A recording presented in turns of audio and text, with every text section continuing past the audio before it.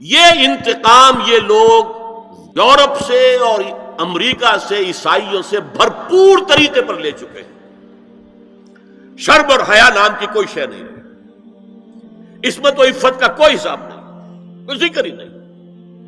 اور گواہیاں کیا ہیں؟ پریزیڈنٹ کلنٹن نے کہا تھا 2 سال پہلے یا 3 سال پہلے، وہ جو ان کی اینول سپیچ ہوتی ہے، state of the union address, اس نے کہا تھا ان قریب ہماری قوم کی اکثریت حرام زادوں پر مشتمل ہوگی۔ یہ حرام زادے کا لفظ میں نے ترجمہ کیا ہے born without any wedlock. ایک تو ہوتا ہے ایک مرد اور عورت کی شادی ہوئی ہے، نکاح ہوا ہے، پھیرے پڑے، کچھ بھی ہوا ہے، لیکن اعلانیہ طور پر وہ اب شوہر اور بیوی کی حیثیت سے ہے، تو ان کی اولاد ہو رہی ہے، جائز اولاد ہے۔ ایک بغیر شادی کی اولاد ہو رہی ہے تو یہ حرامی ہے، حرام زادے ہے۔ انہوں نے کہا کہ ہماری قوم کی اکثریت حرام زادوں پر مشتمل ہو، ہومو سیکسولیٹی، لیسبینز، گیز، اور بالکل ڈکلیئر کرتے ہیں، پادری ڈکلیئر کرتا میں گے ہوں، سینیٹر ڈکلیئر کرتا میں گے ہوں، انہیں کوئی شرم ہی نہیں، اس کے اندر کوئی حجاب نہیں، اعتراف کرنے کے اندر کہیں بھی کسی طرح کی رکاوٹ نہیں، ہچکچاہٹ ہی نہیں۔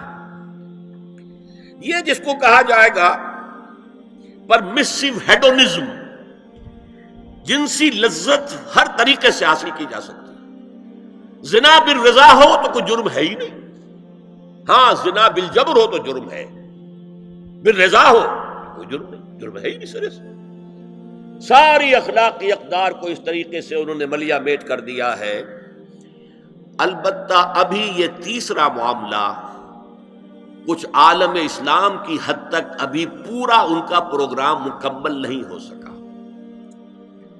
ہمارے ہاں ابھی کچھ خاندانی نظام کی بنیادیں باقی ہیں، کچھ والدین کا ادب ہے، ان کی عزت ہے، ان کی خدمت کو انسان اپنے لیے سعادت سمجھتا ہے، کوئی بیوی اور شوہر کے درمیان محبت، الفت، باہمی اعتماد کی کچھ فضا ہے، خاندانی نظام ہے۔ اگرچہ تیزی سے بگڑ رہا ہے نظام ہمارا، اور ہمارا ایلیٹ طبقہ اوپر کا جو ہے وہ مغرب کے طرز پر جا چکا ہے، لیکن ہماری مڈل کلاسز میں، لوور کلاسز کے اندر ابھی کچھ اقدار ہیں شرم کی، حیا کی، عصمت کی، عفت کی۔ آپ پورا زوردار طریقے پر مہم چلا رہے ہیں کہ مسلمان ممالک سے بھی یہ ساری اقدار ختم کر دی جائے۔ چنانچہ نوٹ کیجئے، قرآن مجید میں 2 جگہ پر اللہ تعالیٰ نے اہل مکہ کو وارن کیا تھا۔ اولم یروا انا ناتی الارض ننقصها من اطرافها، کیا یہ قریش دیکھ نہیں رہے کہ ہم رفتہ رفتہ ان کی طرف بڑھ رہے ہیں، چاروں طرف سے ان کے گرد ہمارا گھیرا تنگ ہوتا جا رہا ہے، ان کے گرد جو قبائل آباد ہیں وہ ہمارے حلیف بنتے جا رہے ہیں۔ یہ سورہ رعد کی آیت ہے، اور اسی طرح سورہ انبیاء میں ہے افلا یرون انا ناتی الارض ننقصها من اطرافها۔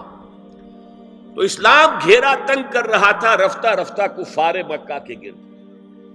آج یہ برعکس ہے کہ یہ مغرب یہودیوں کی سازش کے تحت اور امریکہ کی عظیم قوت کو استعمال کرتے ہوئے، سول سپریم پاور آن ارتھ، آج یہ ہمارے گرد گھیرا تنگ کرتے چلے آ رہے ہیں کہ ہمارا معاشرتی نظام بھی تلپٹ ہو جائے، درہم برہم ہو جائے، ہماری اقدار بھی ختم ہو جائیں، ہمارے ہاں بھی عورت اور مرد بالکل برابر ہونے کے مدعی ہو کر میدان میں آ جائیں، عورت مرد بن جائے، مرد عورت بن جائے، مردوں کی شادیاں ہو جائیں کہ ایک مرد شوہر اور ایک مرد بیوی، اور رجسٹر ہو جائے شادی، لیسبینز کی شادیاں ہو جائیں کہ ایک عورت شوہر ایک عورت بیوی، اور رجسٹر ہو جائے شادی۔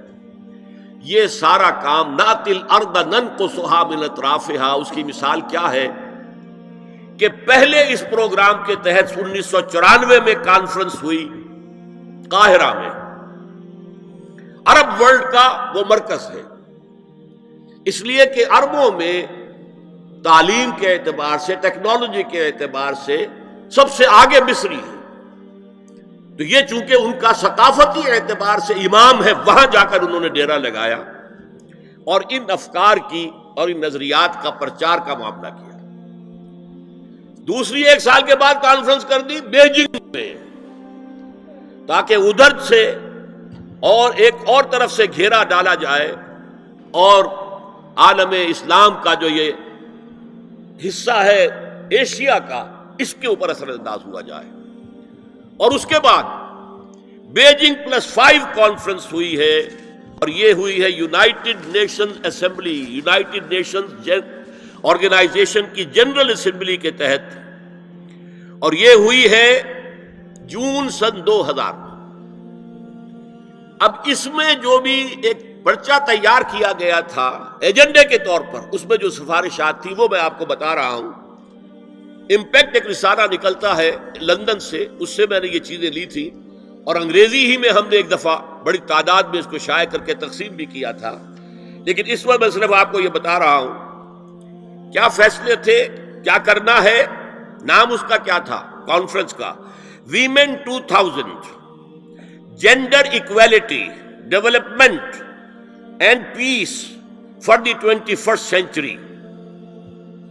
پریپریٹری ڈاکومنٹ میں نمبر 1 ہومو سیکسولیٹی کو نارمل سیکسول اورینٹیشن قرار دیا جائے. کوئی جرم نہیں ہے، مرد مرد سے شہوت رانی کرے، عمل قوم لوط، یہ کوئی جرم نہیں، کوئی حرام نہیں، کوئی بری شے نہیں، نارمل اورینٹیشن ہے، یہ مزاج ہے. ایک شخص جو ہے عورت سے اپنی خواہش پوری کرنا چاہتا ہے، ایک مرد سے ہی کرنا چاہتا ہے، تمہیں کیا اعتراض ہے؟ ہومو سیکسول میرجز کو تسلیم کیا جائے، جو اب تسلیم ہو رہا ہے. یورپ کی کئی ریاستوں میں رجسٹریشن شروع ہو چکی ہے، امریکہ کی، یورپ میں تو پہلے سے ہے، اسکینڈینیوین ملکوں میں پہلے سے موجود ہے. نمبر 3 عورتیں گھر کا کام کاج کرنے سے انکار کر دیں یا اس پر ویج طلب کریں، مزدوری دو، ہمیں محنت دو تب ہم کام کریں گے. یہ چولہا جھونکنا، یہ روٹی پکانا، برتن دھونا، یہ اس کے لیے ہمیں اجرت چاہیے، لیبر چاہیے. نمبر 4 عورتیں حمل اور وضع حمل کی جو تکلیف برداشت کریں اس پر بھی شوہر سے اجرت لیں. نمبر 5 اگر کسی وقت کسی عورت کی طبیعت آمادہ نہ ہو ہم بستری کے لیے اور شوہر مجبور کرے تو اسے میریٹل ریپ قرار دیا جائے. یہ زنا بالجبر ہوگا جس کی سزا دی گئی. شوہر اور بیوی کا معاملہ ہے، وہ بیوی کی طبیعت کسی وجہ سے آمادہ نہیں ہے اور شوہر انسسٹ کر رہا ہے تو یہ میریٹل ریپ، شادی شدہ ریپ، شادی شدہ لوگوں کے مابین زنا بالجبر شمار ہوگا.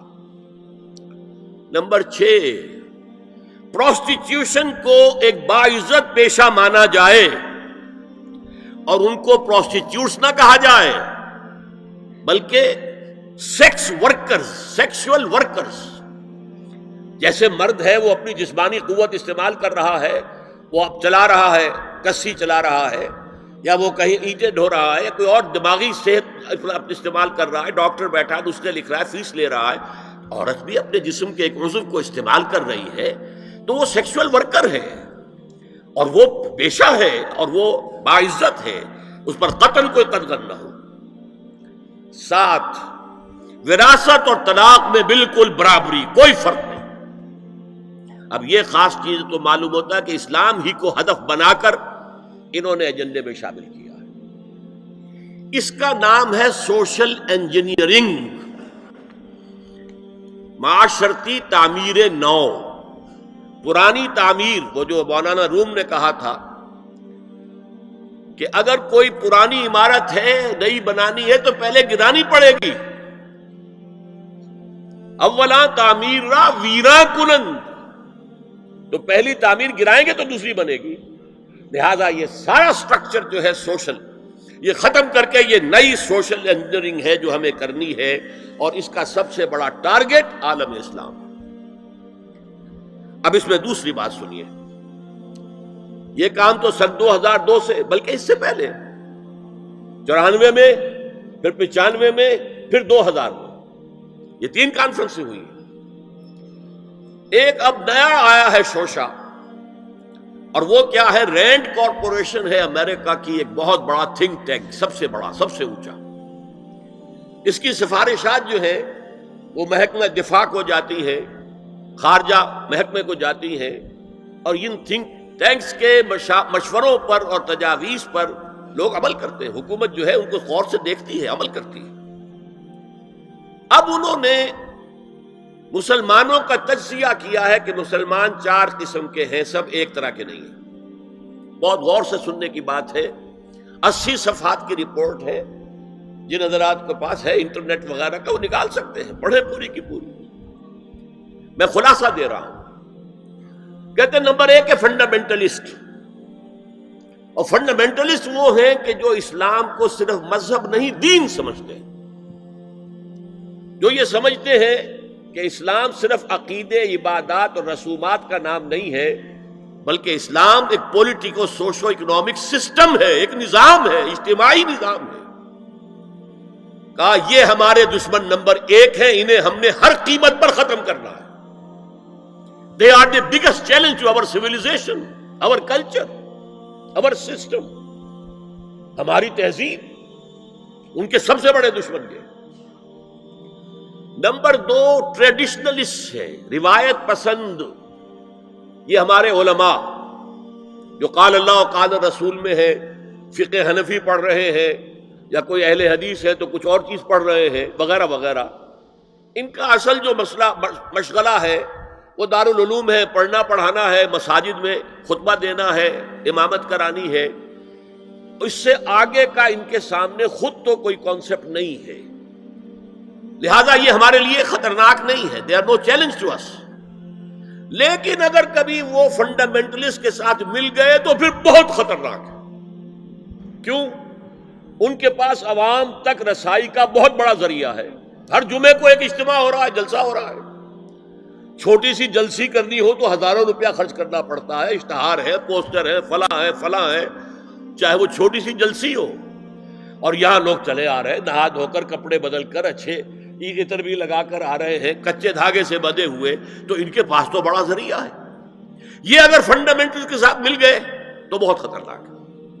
لہذا ان کے لیے تو یہ ہے کہ اولاً تو ان کو ایک دوسرے سے دور رکھو، اور جو ٹریڈیشنلسٹ ہیں انہیں اپنے باہمی جو مسلکی اختلافات ہیں، فرقے وارانہ اختلافات ہیں، ان کے اندر بزی رکھو، شوشے چھوڑتے رہو تاکہ وہ اسی بحث کے اندر مناظرے بازی میں لگے رہیں۔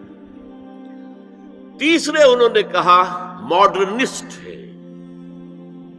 یہ وہ لوگ ہیں کہ جو اسلام کی ایک تعبیر جدید کر رہے ہیں اور اسے ہماری تہذیب کے ساتھ ہم آہنگ، کمپیٹیبل بنا رہے ہیں۔ ان کی مدد کرو، انہیں سپورٹ کرو، انہیں پیسہ دو، اور ان کے لیے خاص طور پر پرنٹ اور الیکٹرانک میڈیا میں ان کی اپیئرنس کا بندوبست کرو، اس لیے کہ ان کے پاس کوئی اور ذریعہ تو ہے نہیں۔ ان میں سے کسی کو کوئی مسجد میں خطیب بنا کر تو نہیں کھڑا کرے گا، بلکہ داخل بھی نہ ہو سکے شاید وہاں، تو ان کے لیے ذریعہ چاہیے تاکہ عوام تک پہنچے۔ آج کا سب سے بڑا ذریعہ ٹیلی ویژن ہے، لاؤ انہیں اس پر، اور انگریزی پریس ہمارا خاص طور پر جو ہے ان کا اعلی کار ہے۔ ان کے لیے یہ ہے کہ ان کی مدد کرو، سپورٹ کرو، اور انہیں پرنٹ اور الیکٹرانک میڈیا کے اندر انہیں ایکسپوژر دو۔ چوتھا کہتے ہیں وہ ہے سیکولرسٹ، پہلے ہی سے ہمارے ہیں، ہماری جیب میں ہیں، وہ تسلیم کر چکے ہیں، ہضم کر چکے ہیں کہ نظام کا، زندگی کے نظام کا کوئی تعلق مذہب سے نہیں ہے، مذہب نام ہے عقیدے کا اور عبادات کا اور رسومات کا، تو یہ تو ہمارے ہی ہیں۔ تو گویا کہ 2 جمع 2 تقسیم ہو گئی، 2 کو سپورٹ کرو، مدد دو، اور 2 کو سپریس کرو، اور ان دونوں کو ایک دوسرے سے دور رکھو، اور جو ٹریڈیشنلسٹ ہے، روایت پسند، انہیں ان کے اختلافات میں الجھائے رکھو۔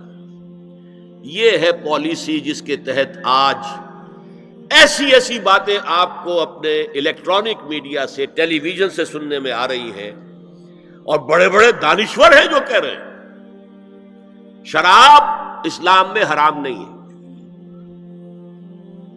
شراب پی کر دھت ہو جانا، بالکل مدہوش ہو جانا حرام ہے۔ آپ کو معلوم ہے کہ وہاں بھی کہا جاتا ہے ڈرنکرز وہاں بھی پسند نہیں کیے جاتے، اتنے پینے والے کے ہوش کھو دیں، مغرب میں بھی پسندیدہ نہیں، لیکن وہ کہتے ہیں کہ اصلاً شراب حرام نہیں ہے اسلام۔ اور آپ کو معلوم ہے، میں نام نہیں لینا چاہتا، یہ ہماری بدقسمتی ہے کہ علامہ اقبال کے فرزند ہیں جنہوں نے یہ بات کہی، پھر انہیں کے ایک اور ہم نام ہے، انہوں نے شوشہ چھوڑا، اسلام میں پردہ وردہ نہیں ہے، قرآن میں پردہ نہیں ہے، یہ تو ایک وقت کی سوشل ضرورت تھی، ایک خاص وقت کی ضرورت تھی جس کے تحت کچھ احکام دیے گئے، ورنہ یہ کوئی مستقل احکام نہیں ہے۔ یہ ہے وہ صورتحال کہ جس کی بنا پر میں نے آج اس موضوع کو اپنے لیے اختیار کیا ہے۔